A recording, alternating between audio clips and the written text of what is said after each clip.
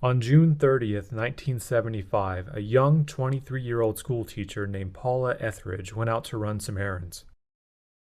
It was summer, school was out, and she was set to be married in less than a month. She arrived at a local laundromat at around 5:30 that evening and loaded up 3 washing machines. 4 hours later, the owner of the laundromat returned and noticed Paula's car was still in the parking lot. But when she went inside, the laundromat was completely empty. Empty except for the 3 washing machines still filled with clothes, unwashed, coins still sitting in the coin tray. Paula's clothes and car were still there, but she had vanished. Unbeknownst to Paula, when she went out to run errands that night, someone was watching her.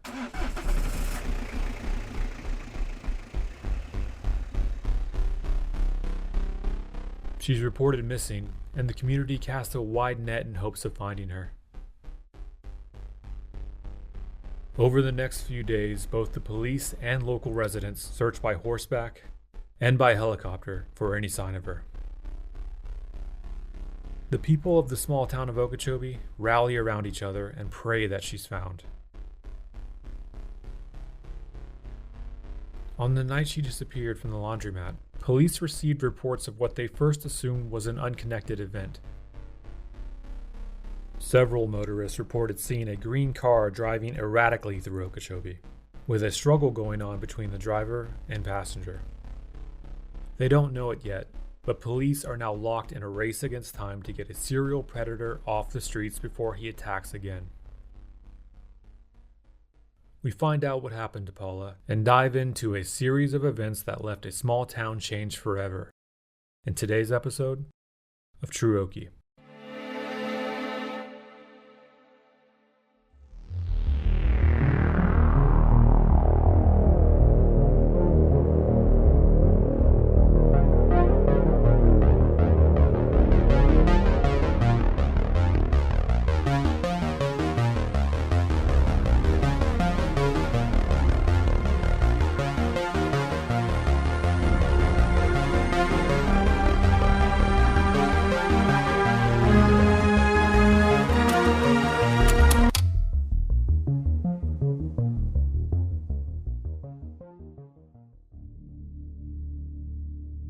The entire town of Okeechobee is on pins and needles following Paula's disappearance. It was such a small town at the time that almost everyone either knew her or knew someone who did. She taught home economics at the junior high. She also taught Sunday school and sung in the choir at First Baptist Church.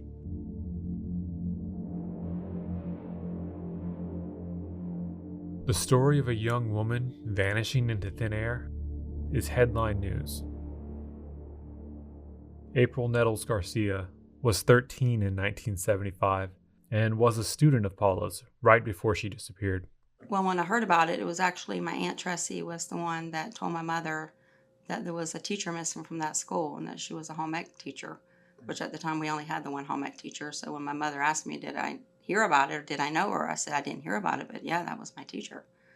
And I remember watching the news at night. They would show it, and it was at that age, it was very scary, I do remember there was a big search party, people on horses, and I think it was 3-wheelers.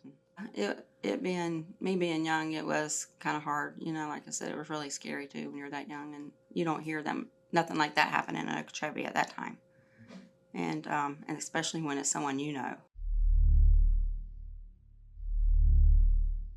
As searching continues, police began zeroing in on those reports of a car driving erratically through Okeechobee on the night of June 30th. A truck driver reported seeing a car swerving as it drove, with a struggle going on between the driver and passenger. Another woman reported hearing someone scream as a car swerved in her yard. Then, when she looked out her window, she saw a girl with a look of terror written all over her face inside that car. Betty Hart Taylor was 15 in 1975, and riding in a car with her sisters Donna and Sandra, and their mother Lois when they noticed a man and woman fighting in the car behind them. We were on top of the overpass, and my mom, she goes, "What are they doing?" And we all turned around to look. The door of the car was open. You could see two people struggling inside of the car. It looked like his arm was around her neck. You could see her feet hanging out the door, and the door was bouncing back and forth, hitting her legs. And we were all, first being kids, we were yelling. We got to the end of the overpass, and we turned to go on 710, and they were still behind us. There's a gas station used to be out there. And my mom stopped at the payphone. Of course, back then nobody had cell phones. And she stopped at the payphone, called 911, gave them the information. Then we got back in the car because the deputies hadn't showed up yet. So we started trying to find the car again to stay with it until they could get there, but we couldn't find the car again. Betty's mom, Lois, thought she was reporting a case of domestic violence. But after Paula is reported missing, the police come back, this time asking more questions about that car and the woman who was struggling with the driver. It wasn't long before Lois realizes the truth. She didn't see a domestic dispute. She witnessed a kidnapping. And now she's terrified that whoever took Paula will come back to hurt her or her daughters. And I can remember my mom she was so scared. We never locked our doors back then, and all of a sudden we had to lock everything up, and she wanted to know where we were every minute. Of course, back in those days, kids just pretty much roamed. She wouldn't let us out of her sight until he was caught, because she was convinced that because we had called it in, that he was going to come back and find us and do something to us. Now, when Betty's family described that car they saw, a blue-green 1967 Dodge, police noticed it matches up with a car belonging to a man they had arrested for an assault charge back in May. The suspect in that case was released on bond and returned to the public while he awaited trial. Police take Lois to a small neighborhood in Okeechobee called Basswood and ask her if she recognizes a car parked in front of one of the houses. There, sitting in the driveway, is that same blue-green Dodge.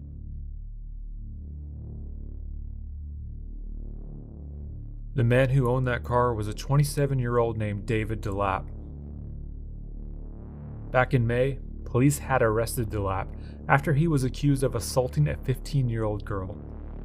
He had allegedly ripped the girl's blouse and made advances towards her. With a prior case involving an attack on a young girl, and his car matching the description of one that was seen carrying a woman in distress at the very same time of Paula's disappearance, Delap became the prime suspect.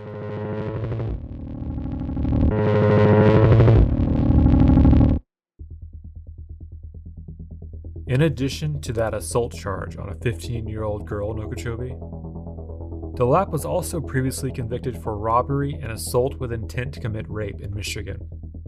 Following a 5-year stint in prison in Michigan on those charges, he was paroled. Then he moved with his wife and children to Florida. Once in Florida, he got a job at the Okeechobee School for Boys, a juvenile reform institution that would go on to gain a dark reputation for the abuse and beatings of the youth that were kept there. Delap had been out of prison for less than a year before he attacked that 15-year-old girl in Okeechobee in May. He drove a bus for First Baptist Church, the same church Paula attended. Although there were no indications that the two ever spoke before, people who knew Delap describe him as an odd man with an obsession with young women. When he would see a girl he liked, he would fixate on them. If he was leaving a store and saw an attractive woman walking in, he would turn around, go back into the store, and follow her. As they gather more statements from others who saw that same bluish-green Dodge, police set up around-the-clock surveillance at Delap's house. Finally, 7 days after Paula's disappearance, police stop Delap as he leaves a night class at Indian River Community College and bring him in for questioning. At the same time, investigators have also secured a search warrant for Delap's car. When blood is found on the car, detectives turn up the heat in the interrogation room, and Delap folds. He tells police that on the night of June 30th, he was driving around Okeechobee when he saw a woman alone in the downtown laundromat. He pulls into the laundromat, takes out a knife, walks up behind her, and tells her to get in the car with him. He says she didn't resist, at first, only grabbing her purse before getting into his car. But after a few minutes, the woman began to struggle, and Delap put his arm around her neck as she attempted to kick the door open. He tells police he remembers seeing occupants in the car in front of him, watching the struggle. After that car pulled off, Delap continued driving, before pulling onto a side road. Then, he grabbed the woman out of his car and hit her in the head. He said he didn't know how many times, only that he beat her until she quit breathing. Eventually, Delap tells Detective Bill Arnold and State Attorney Chief Investigator Lee Brumley that he had hidden the body in an area near the rim canal that surrounds Lake Okeechobee. He leads police 20 miles east of Okeechobee into St. Lucie County, where they find Paula's body, lying face down and partly decomposed.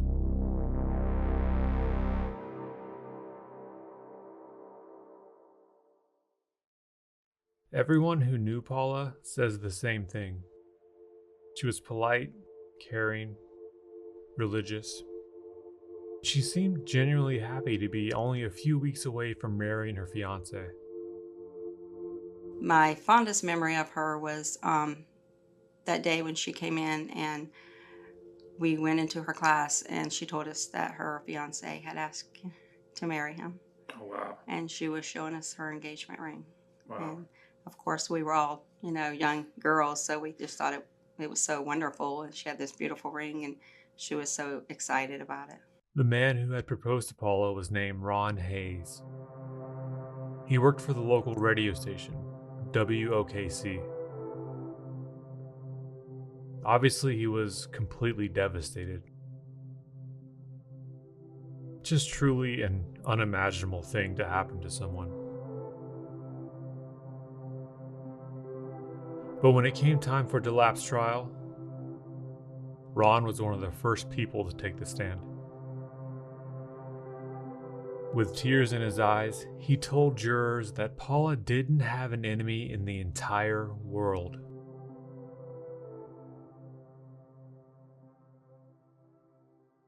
Delap's defense attorneys didn't have much to work with. He was seen with Paula in his car, admitted to killing her, and led police to where her body was. They seized on the eyewitness reports of the car door being opened during the struggle. This, they claimed, was how Paula really died, by falling out of the car as she fought with Delap. Delap's story changed as well. Instead of stalking a lone woman, he was only at the laundromat to buy a Coke. He sat down to drink it, and then blacked out. Next thing he knows, he's in the car fighting with Paula. Needless to say, the jury didn't buy it. Delap was found guilty of murder and sentenced to death for his actions. Notably absent for the first time at his sentencing hearing was Delap's wife. All throughout the trial, she had quietly sat and observed, usually with a Bible or other religious material in her lap.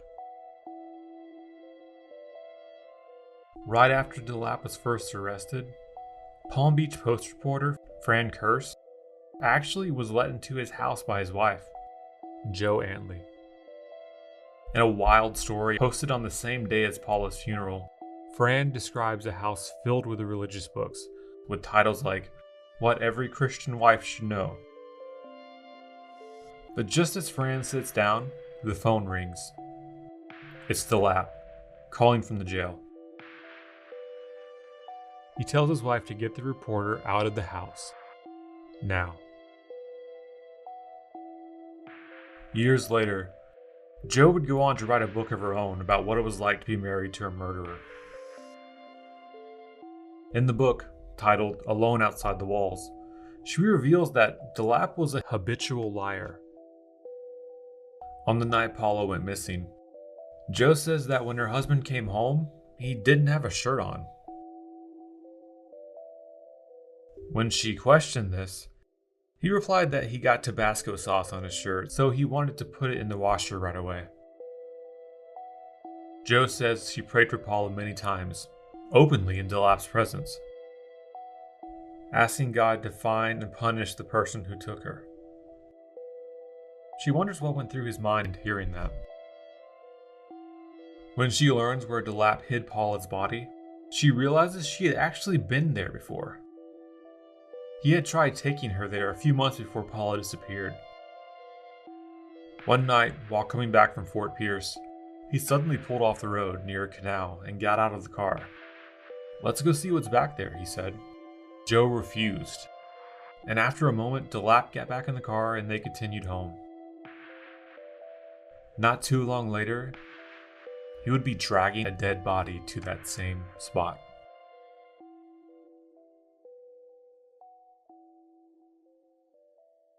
Another thing she relates in the book is the community reaction to her. She was refused service in stores.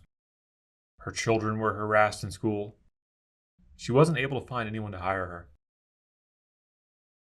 The sheriff's department, to their credit, protected the family the best they could. At the Speckled Perch Festival in Okeechobee a few years later, someone threw a glass Coke bottle at Jo and her kids. Instantly, 4 deputies emerged from the crowd and formed a protective wall around the family.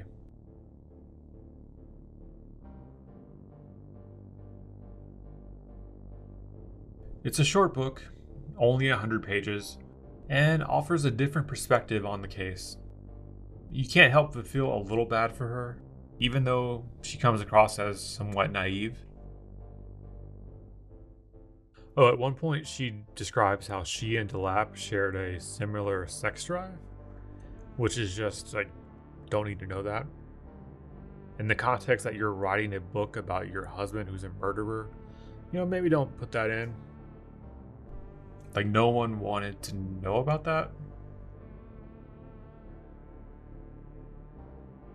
Also, the trial and conviction of Delap was almost botched in the most Okeechobee way ever. Obviously, after the trial ended, Delap began to appeal the verdict. Pretty standard. The judge handling the appeal asked to see a transcript of the trial. Only problem? The court in Okeechobee only had a partial transcript. Still, the judge said, well, let me talk to the court reporter who made the transcript. The court in Okeechobee replies, they're gone, vanished, nowhere to be seen. Instantly, a retrial is ordered. The case is moved to Orlando, but the verdict still comes out the same. Guilty.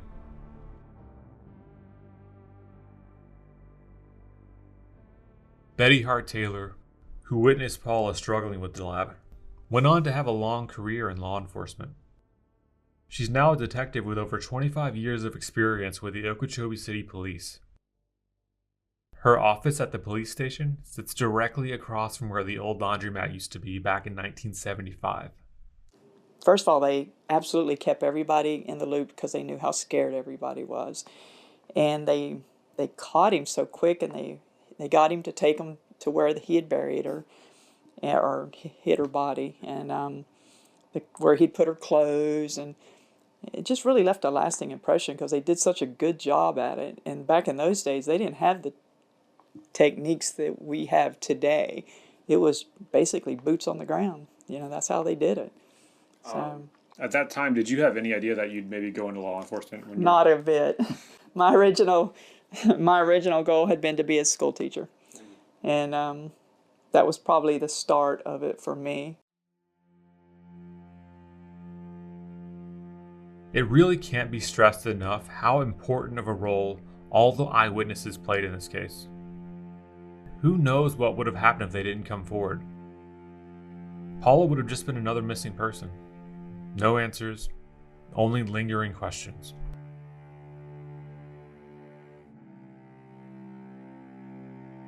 Ron Hayes, her fiance, years later went on to remarry and became a pillar of the community. He helped run the Okeechobee Community Theater and touched thousands of lives. Something this case makes me think about is, what impact on Okeechobee would Paula have had if she hadn't died? What role would she have played? How many people was she affected? How many people were robbed of the chance of knowing and meeting her and being taught by her?